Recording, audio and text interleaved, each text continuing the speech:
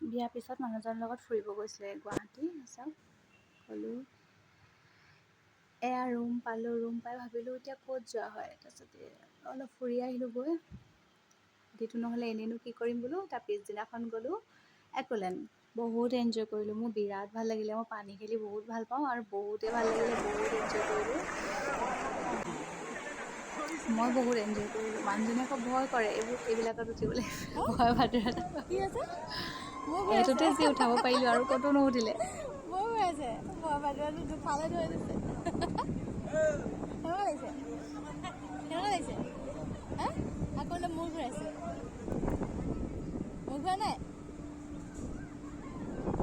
এবাৰ বোলে মোৰ ঘূৰাইছে। ইমানেই ভয় আৰু ক'তো উঠাব নোৱাৰিলোঁ আকৌ দেই। এয়া দিছপুৰ।